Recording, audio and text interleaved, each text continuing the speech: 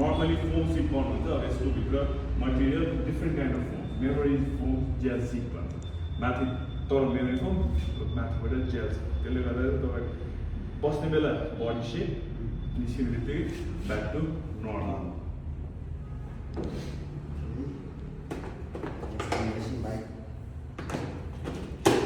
अनि अर्को कुरा चाहिँ अब यो मटेरियल अगाडि सिटिङको पनि अब राइडर स्पेसिफिक बाइक भएपछि राइडरलाई कम्फर्ट पनि चाहियो सो राइडरलाई कम्फर्ट भनेको एनी टाइम कम्फर्ट हुनु पऱ्यो होइन तपाईँले जर्सी लगाओस् तपाईँले प्यान्ट लगाओस् तपाईँले फुल व्याक्स लगाउनु यो फुल्ली व्याक्स छ तर जुन मटेरियलमा तपाईँलाई ग्रिप चाहिँ अब तपाईँले टेस्ट राइड गर्नु जानुहुन्छ होइन तपाईँ डिफ्रेन्ट मटेरियल लगाएर फुल्ली व्याक्स बाइक छ बाहिर पनि कहिले पनि चिप्लिँदैन सो त्यसले गर्दा यसले चाहिँ तपाईँको बडीले च्याक्क समातेर बस्छ अब हाम्रो पुरानो राज भाइ भन्ने हुनुहुन्थ्यो होइन भन्छ मेरो चाँच्चै दानी समातेछ भन्छ कि अनि अब प्रिफिटेड क्रास गार्ड सँगसँगै तपाईँले यसमा प्रिफिटेड ह्यान्ड गार्ड्स एडजस्टेबल लिभर पनि प्रिफिटेडै पाउनुहुन्छ सो तपाईँको इच्छा अनुसारको राइडर डिमान्ड अनुसारको तपाईँले सफ्टनेस हार्डनेस बढाउन सक्नुहुन्छ अनि अर्को मेन भनेको अब आजकल बाइकहरूमा चलाउन जहिले पनि मिरर बाइक चलाउने कि मिरर बनाउने यसमा चाहिँ 3 स्टप्स छ एनी टाइम तपाईँ जति जुन डिरेक्सनमा पनि घुमाउनु देयर इज नो इस्यु जहिले पनि अड्किन्छ अरे 3 स्टपमा चाहिँ मजाले अड्किन्छ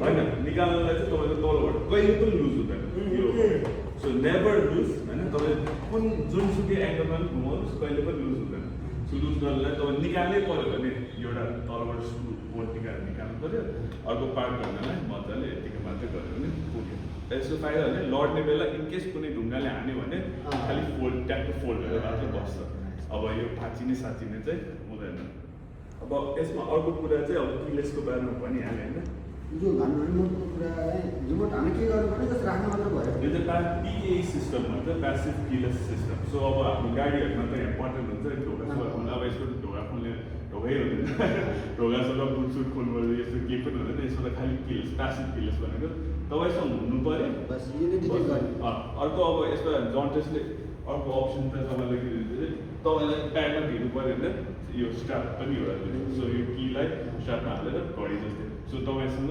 जहिले पनि भइरहन्छ सो तपाईँ बाइकको बारेमा कीको बारेमा टेन्सन फ्री सो यो स्ट्राप पनि पाउनुहुन्छ होइन अनि अर्को लास्ट थिङ चाहिँ अब यसको बिल्डको क्वालिटीको कुरा गर्ने बेलामा चाहिँ एभ्रिथिङ तपाईँले देख्नुभयो त मेटल भागेस अल एल्युमिनियम म्याग्नेसियमको अलग मिक्सर सो यसले गर्दा एकदमै लाइट वेट हुन्छ अर्को कुरा चाहिँ तपाईँको एभ्री प्लास्टिक बेग तपाईँले देख्नुभएको छ सबै A grade fibre plastic not just normal plastic fibre plastic फाइदा के हो मच ड्युरेबल एउटा कुरा चाहिँ अर्को कुरा चाहिँ तपाईँको अब बाहिर भयो तपाईँ त्यसरी लड्नु bike almost around 2 years running भइरहेको छ सो 2 yearsमा हामीले घाम पानीमा त्यसरी नै हाल्नुपर्छ डिफ्रेन्स यो बाइक र त्यो बाइकमा डिफ्रेन्स हेर्नुहोस् एउटै भइरहेको छ कलर फेड हुने स्क्र्याचेसहरू त अभियसली भइहाल्छ त्यो त होइन तर कलर फेड हुने घाम पानीले रस्ट आउने इम्पोसिबल नि तपाईँको एकदमै लङजिभिटी एकदमै राम्रो र पेन क्वालिटी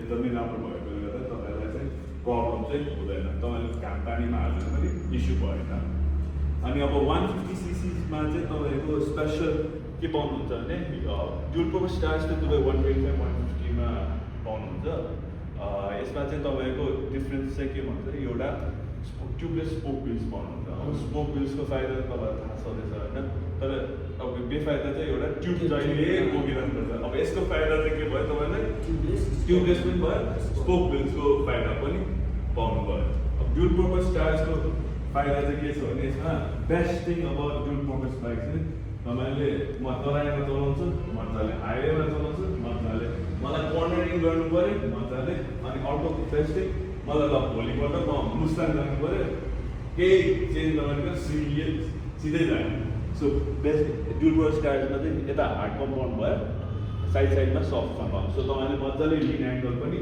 लिएर गर्न सक्नुहुन्छ अब यसमा ग्लोबल प्रोडक्ट हो होइन तपाईँको इन्टरनेसनली 110 कन्ट्रिजमा छ यो जन्टेस स्पेसली युके अर्जेन्टिना चिली अब हाम्रो neighbouring country India Bangladesh China त चाइना म्यानुफ्याक्चरिङ भयो चाइनामा त 100% भइहाल्यो अब त्यसमा चाहिँ ग्लोबल प्रोडक्ट भएको कारणले गर्दा चाहिँ तपाईँले इच एन्ड एभ्री 110वटा कन्ट्रिजकै साइड बाई साइड यही बाइक साइड बाई साइड हाल्नुभयो भने 0 चेन्जेस के तपाईँको एउटा स्क्रू पनि डिफ्रेन्स पाउनुहुन्छ। अब एउटा कुरा के डिफ्रेन्स पाउनुहुन्छ विदेशको बाइक र नेपाली बाइकमा भने यो एउटा नम्बर प्लेट होल्डर, किनभने Nepal India I think Asian countries कुनै कन्ट्रिजमा मात्रै अगाडि नम्बर प्लेट हाल्नुपर्ने छ।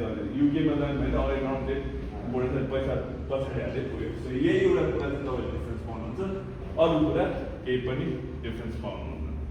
र अब यो 150cc को बाइकमा अब तपाईँले अब नर्मली नेपालको अरू बाइक कम्पेयर गर्नुभयो भने normally 13 horsepower 14 horsepower यस्तो पाउनुहुन्छ 150cc को। अब MT-15 यामाहाको आई थिङ्क 155cc हो, त्यही पनि त्यसको 90 हर्स पावर मात्र छ।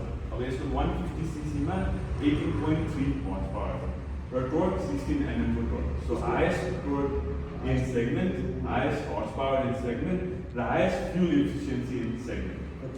यसको तपाईँले हाइवेमा 60+ को माइलेज पाउनुहुन्छ हाइवेमा है। सिटीमा चाहिँ 40-45 डिपेन्डिङ अन राइडिङ स्टाइल। धेरै। अनि अर्को यसको अब त्यो कसरी आयो ल यो त इम्पोसिबलै हो भने तपाईँले अब यसको स्पेक हेर्नुभयो भने इन्जिन कम्प्रेसन रेसियो 12.5:1 छ भनेको सानो मात्र फ्युलमा पनि तपाईँले बेसी पावर दिनेछ यो इन्जिनले। अब यो इन्जिन डिराइभ फ्रम मोटर भयो। अब F1 गाडीले जति कम्प्रेसन रेसियो आयो भयो त्यति नै बेसी पावर पाउँछ गाडीले र फ्युल इफिसियन्ट हुन्छ। अब यसको हाइएस्ट 12.5:1 चाहिँ नेपालमा होइन वर्ल्डभरि कुनै बाइकमा छैन 150cc सेगमेन्ट बाइक झन्। त्यसले गर्दा फ्युल इफिसियन्ट बाइक पनि हुन आयो।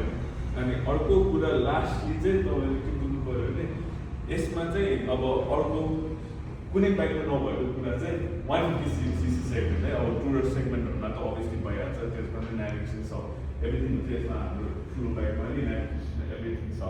तर यसमा चाहिँ तपाईँको यो भेरी इम्पोर्टेन्ट कुरा टुरिङ सुरिङ जाने बेला अफ रोडिङ जाने बेला TPMS सिस्टम। सो टाढामा हावा कति छ कन्सटेन्टली तपाईँलाई देखाइरहेको छ।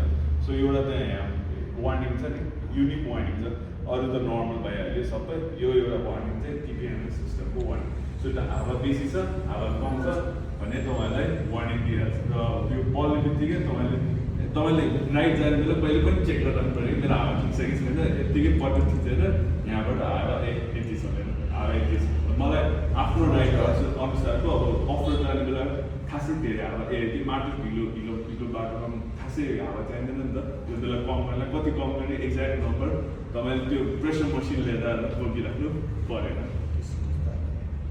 अनि त्यसपछि अब त्यही हो बाइकको होइन मोड चाहिँ छैन 150cc मा त मोड छैन। 250cc मा चाहिँ स्ट्रिट मोड र स्पोर्ट इको र स्पोर्ट मोड छ। यसले चाहिँ तपाईँको अब इन्फर्मेसन छ तलको ओडो भन्ने टोटल कति किलोमिटर कुद्यो एभरेज, सो अन भएको कि अफ भएको छ, कति स्पिड लिइरहेको छ। सो एभरेज स्पिड चाहिँ कति भयो तपाईँको, कति mileage on real time mileage पनि दिइरहेको छ। रियल टाइम माइलेज यति किलोमिटर फ्युल कति किलोमिटर कुद्छ, service intervals, front tyre pressure, rear tyre pressure. अब यहाँ 148 हुनुपर्ने 240 250 to 250 को हाराहारीमा 148 बलिआयो। सो तब पछाडिको कुन चाहिँ टायरमा हावा कम छ भने पनि तपाईँले इजिली थाहा पाउन सक्नुभयो। Back to normal. हजुर साइड लाइट भयो। अनि यो साइड लाइट यो चाहिँ तपाईँको बाइक अन अब अघि क्रास भयो, सो तपाईँको अफ गर्नु पऱ्यो एकचोटि अनि फेरि अन गर्नु पऱ्यो। त्यो भनेपछि अब क्रास यसो रिसेट भयो, मेरो बाइक उठिसक्यो भने थाहा भयो। अब चाहिँ बाइक अन, यो बाइक अन भएपछि तपाईँको नर्मली चाहिँ अब हाम्रो नेपालीको बानी के छ हाइलाइट हाइलाइट अन गरेको अफ गरेको थाहा हुँदैन, बाटोमा चलाचलै गर्दा हुन्छ। र डे लाइटमा चाहिँ चाहिएन, त्यो डे लाइटमा तपाईँलाई चाहिएन। अब यो चाहिँ अब नाइट मोड अन गर्ने बित्तिकै अब अहिले यति बेला चाहिँ तपाईँको हाइलाइट बल्ब खालि कलरको लो बिट बल्ब सो अनि तपाईँले नाइट मोड अन गर्ने बित्तिकै तपाईँको सबै इन्स्ट्रुमेन्टहरू पनि भयो, यो इन्स्ट्रुमेन्ट पनि डिम हुन्छ। सो राति त्यति सुविधा डिम भएर जान्छ। अनि त्यसपछि तपाईँको अब बल्ल हाइलाइट लो लाइट पनि भयो। हजुर यसले गर्दा तपाईँको एकदम धेरै नै छ त बाइक है हजुर फिचर चाहिँ एकदमै फिचर लोडेड बाइक अनि ब्याकअप त राम्रो गर्छ होला नि फेरि यो धेरै स्पेस भएपछि त अब ब्याट्री पनि तपाईँको राम्रो ब्याट्री हुन्छ सर त्यसलाई राखिदिनु